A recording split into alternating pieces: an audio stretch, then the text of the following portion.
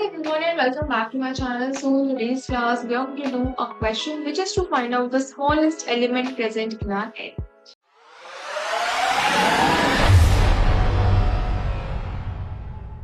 Now for example यहाँ पर हमने एक array create कर रखा है एक array हम यहाँ पर अपने braces लगा देंगे and यहाँ पर कुछ मेरे पास let's say values ठीक है these are some random values जो कि मेरे पास array के अंदर present है. Now our main task is to find the smallest element from all the elements present in our array and return the answer as zero. ठीक है. अब अगर मैं पूरे के पूरे एरे के एलिमेंट्स को यहाँ पर कंपेयर करूँ तो मुझे पता चलेगा कि वन इज द एलिमेंट जो कि यहाँ पर सबसे स्मॉलेस्ट है and I need to return one as the answer. ठीक है. अब मुझे कैसे पता चला कि ये सबसे स्मॉलेस्ट एलिमेंट है? So what we can do over here is हम यहाँ पर अपने अप्रोच देने से यहाँ पर अप्रोच बनाने का मतलब ये है कि these are the certain steps क्योंकि हमने सोचे कि अगर ये स्टेप्स को फॉलो करके हम अपनी प्रॉब्लम को यहाँ पर सॉल्व करेंगे तो हम अपनी प्रॉब्लम को बेटर वे के अंदर यहाँ पर सॉल्व कर सकते हैं. राइट. अब यहाँ पर मुझे क्या चाहिए? मुझे आउटपुट के अंदर सिर्फ एक वैल्यू चाहिए और अगर मुझे स्मॉलेस्ट वैल्यू चाहिए तो मुझे हर एक स्टेज पे अपने एलिमेंट्स को यहाँ पर करना पड़ेगा कंपेयर. एक दूसरे के साथ कंपेयर करना पड़ेगा और जो भी मेरे पास स्मॉलेस्ट वैल्यू है वो मेरे पास लास्ट में बच के आनी चाहिए. हम सबने लूप्स के बारे में पढ़ा है कि लूप्स किस तरीके से काम करते हैं. हम सबने इफ कंडीशंस के बारे में पढ़ा है. यहाँ पर इन दोनों ही कॉन्सेप्ट्स को हम बहुत अच्छे से यूज करने वाले हैं. जब भी हम किसी भी एरे की बात करते हैं एंड उसके अंदर से अगर मुझे स्मॉलेस्ट एलिमेंट फाइंड आउट करना है that means we need to iterate over the whole array. अगर मुझे पूरे के पूरे एरे के ऊपर आइटरेट करना है in that case we need to use loops. अब यहाँ पर हम कंडीशन को कैसे यूज करें? हमको यहाँ पर क्वेश्चन में दे देता है that you need to find the smallest element.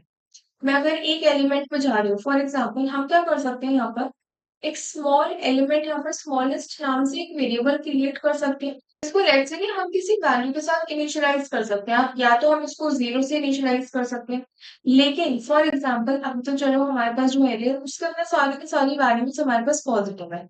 लेकिन अगर मेरे पास कोई ऐसा एरे आता है जिसके अंदर सारी की सारी वैल्यूज नेगेटिव है in that case the negative should be the answer not zero. And as we know, 0 is greater than all the negative values. तो इसको हम 0 से तो इनिशियलाइज नहीं कर सकते. मुझे इसको ऐसी किसी वैल्यू के साथ इनिशियलाइज करना पड़ेगा जो कि मेरे पास ऑलरेडी प्रेजेंट है. फॉर एग्जाम्पल अगर मैं इस एरे का एग्जाम्पल लूँ इसी एरे में से अगर मैं एक वैल्यू को ले लूँ जिससे मैं अपने स्मॉलेस्ट वैल्यू को यहाँ पर असाइन कर दूँ can we do that? Yes we can do it. So for now what we can do यहाँ पर जो मेरे पास फर्स्ट वैल्यू है ठीक है मुझे नहीं पता अभी वैल्यू क्या है. What we can do is हम ये जो फर्स्ट वैल्यू है इससे हम अपने स्मॉलेस्ट वेरिएबल को यहाँ पर असाइन कर सकते हैं. So that is going to be A R R of zero. हम सबसे पहले अपने एरे का नाम लिखेंगे then we are going to pass the index. और basically because we are talking about the first value जो कि जीरो है so that's why we have written zero in. ठीक है. अब हम जब भी अपने एरे के ऊपर आइटरेट करें तो एक बार हम इस एलिमेंट में जाएंगे एक बार इस एलिमेंट में जाएंगे एंड ऐसे ऐसे करते करते हम सारे के सारे एलिमेंट्स को जाएंगे. Now what do I have to do?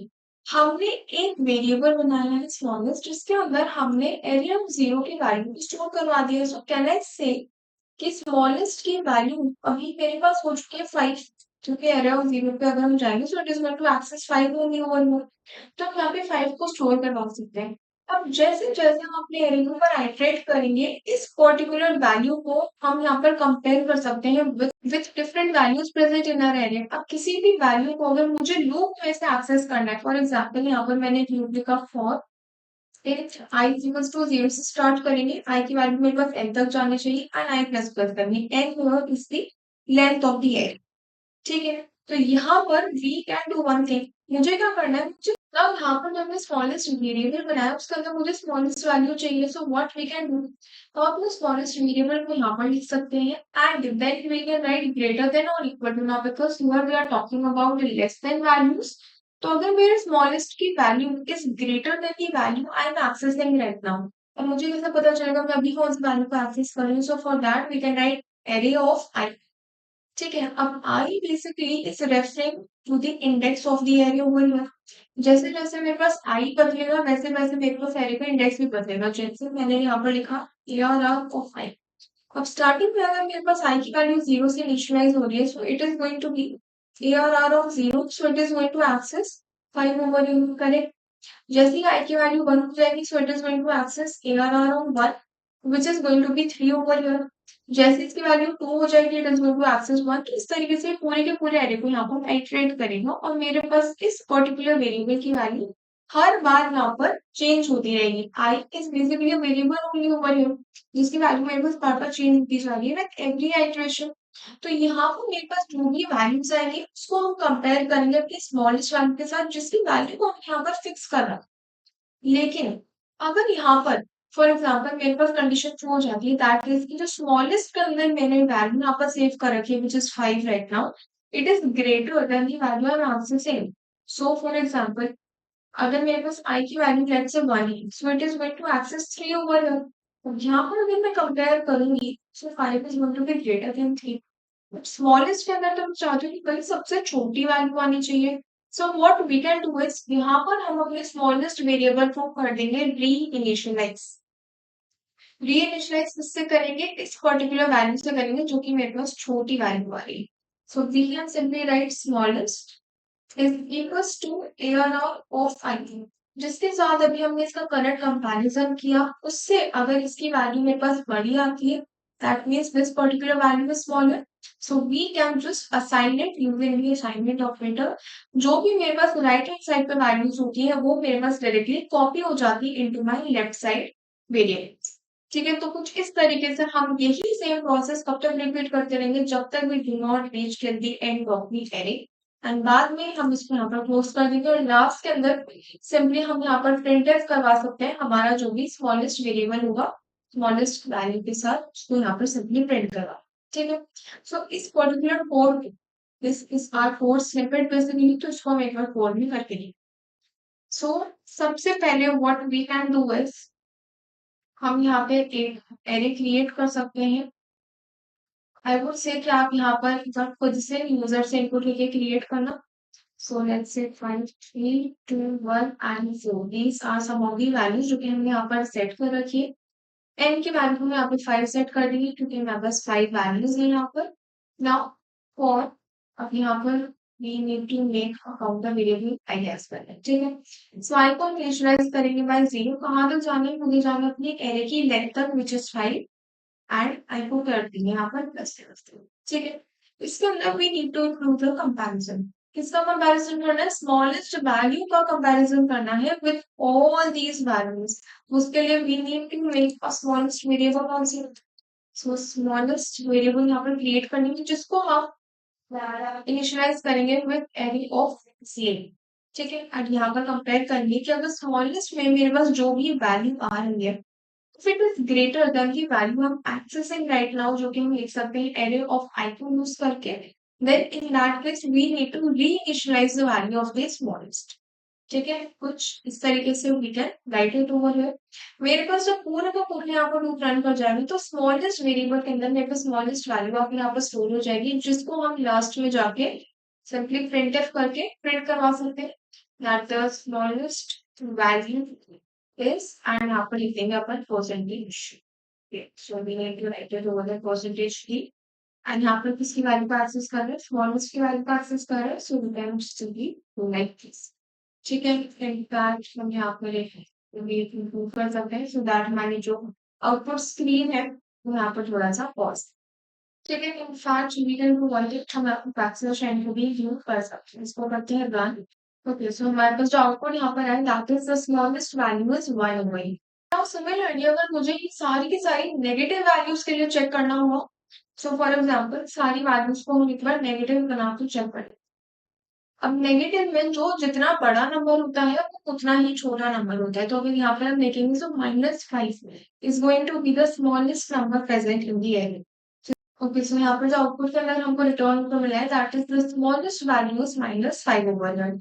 तो हमारा जो कोड है वो पॉजिटिव वैल्यूज के साथ एंड नेगेटिव वैल्यूज के साथ दोनों के साथ बिल्कुल अच्छे से काम कर रहा है। इनफैक्ट हम इसका यहाँ पर एक बार ड्राइवन भी समझ सकते हैं सो दैट कोई भी कंफ्यूजन नहीं रहना चाहिए। ठीक है, सो स्टार्टिंग के अंदर हमने जो एरे यहाँ पर क्रिएट किया है, हम पॉजिटिव वैल्यूज को लेकर चल रहे थे। Okay, so this is the array basically. N की वैल्यू मेरे पास यहाँ पर 5 से इनिशियलाइज है, आई की वैल्यू को हम स्टार्टिंग के अंदर 0 से इनिशियलाइज करेंगे। स्मॉलेस्ट की वैल्यू को हमने ARR ऑफ 0 से इनिशियलाइज करा है, विच मीन्स स्मॉलेस्ट के अंदर अभी मेरे पास कौन सी वैल्यू है 5। ठीक है, अब यहाँ पर हम करेंगे comparison.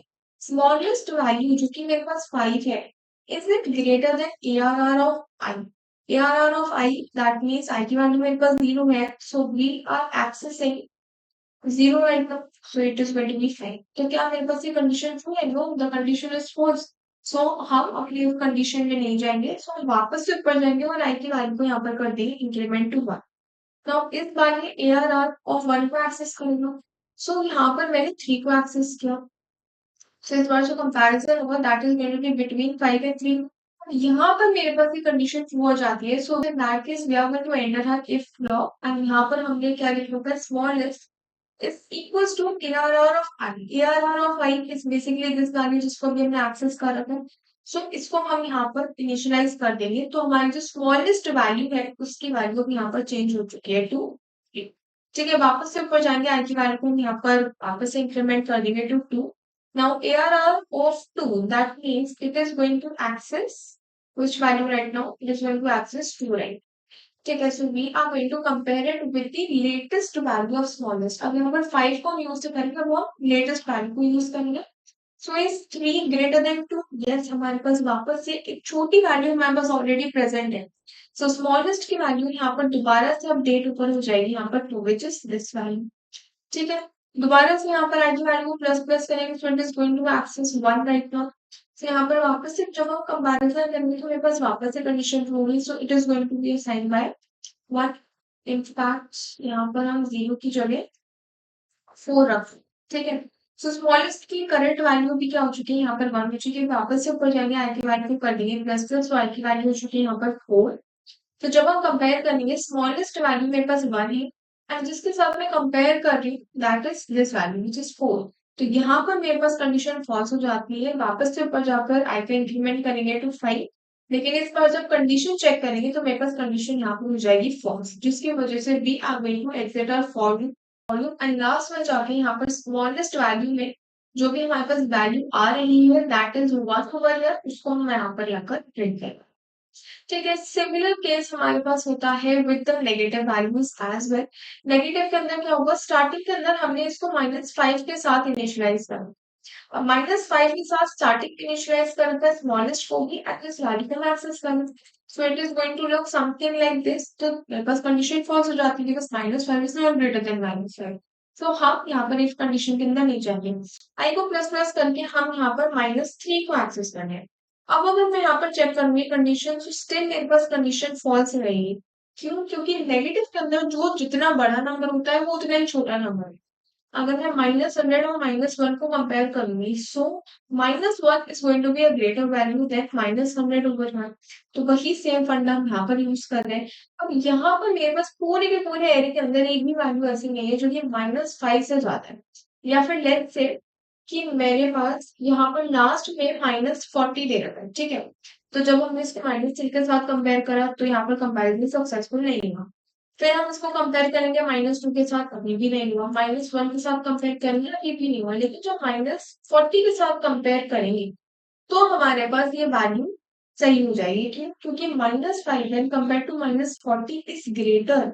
So in that case smallest के अंदर जो वैल्यू हम यहाँ पर पास करेंगे that is going to be -41, और जो भी हमारे पास आउटपुट के अंदर यहाँ पर रिटर्न कर दिया जाए। इसको इनफैक्ट हम यहाँ पर चेक भी कर सकते हैं। इसको हम कर लेते हैं -40। ओके, तो इस बार जो मेरे पास वैल्यू रिटर्न होकर आई है that is the smallest value is -40 over, and it is not -5। ठीक है, तो इस तरीके से हम किसी भी एरे के अंदर से जो भी स्मॉलेस्ट वैल्यू होती है उसको हम यहाँ पर फाइंड आउट कर सकते हैं।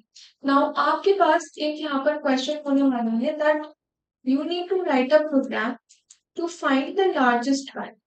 ठीक है, you need to find the largest value. बहुत ही छोटा सा चेंज है that you need to do in this program, but you need to find the largest value which is present in an array, and it should be valid for both the positive as well as the negative bits. ठीक है, so yeah, that's all for today. Subscribe the channel if you are new to the channel, and don't forget to hit the bell icon. Also, if you are having any doubt in today's class or in any of the previous classes, then you can tell me in the comment section and I'll take up your doubts. In fact, you can comment me down the answer of this particular question in the comment. So I'll meet you in the next video, and thank you so much.